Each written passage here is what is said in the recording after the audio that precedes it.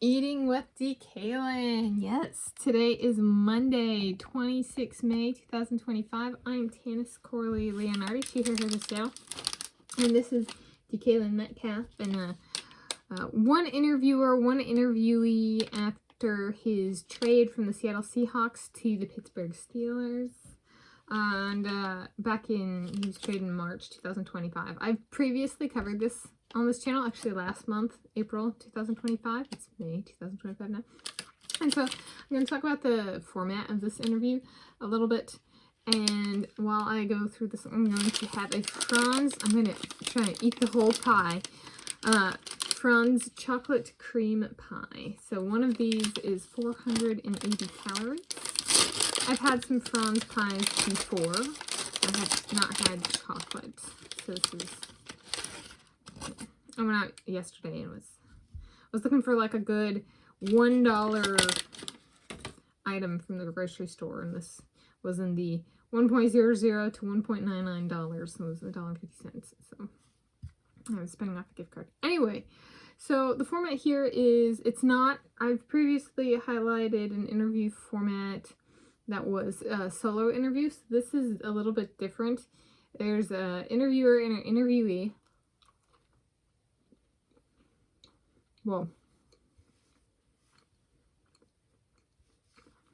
it's a wall of chocolate. And it's good.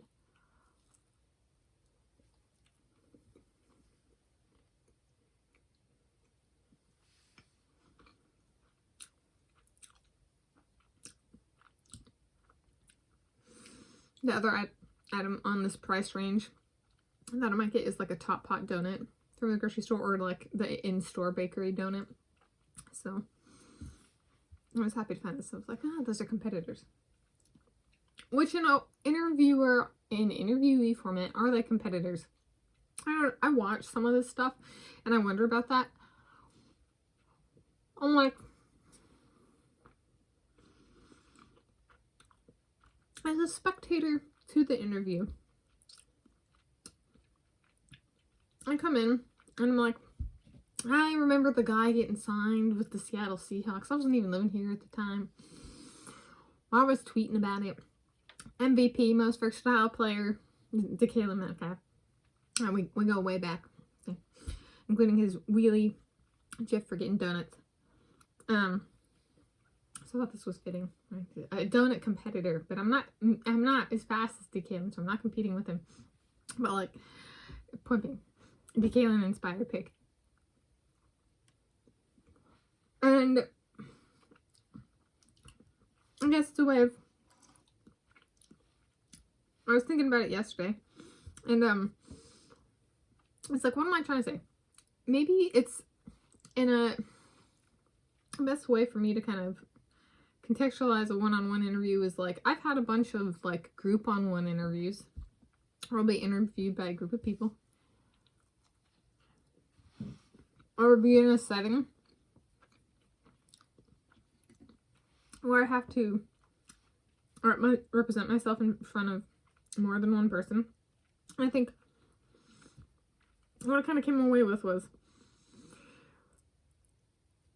there's lessened, for me, and like kind of this possibly too, lessened emotion clipping when it's one interviewer, one interviewee, as opposed to a team of people and one interviewee. Which one, I was a resident assistant, so looking after people who lived in the dormitories over at the University of Hawaii at Manoa. We were not actually allowed to do that, have multiple RAs on one person. It was ganging up.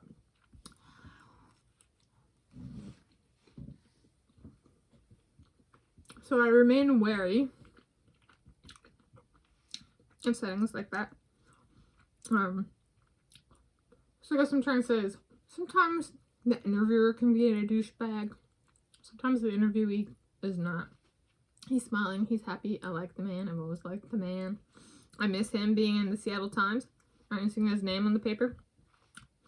Being like, it's DeKaylin. Now there's no names I know.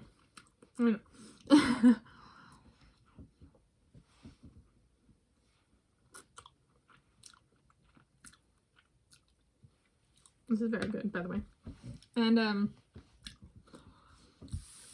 it's a little bit, well, somebody, even if a douchebag, if the interviewer is a douchebag, the one-on-one format highlights that. And I know who the problem is. Whereas if it's a group of people who are bad, it can be hard to pinpoint which one's the worst. I watch and I go, you're all douchebags. Not you. I hope not you.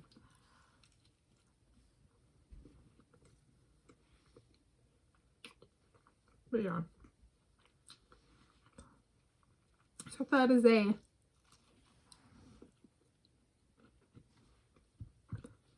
onboarding. Welcome to the Pittsburg Steelers video.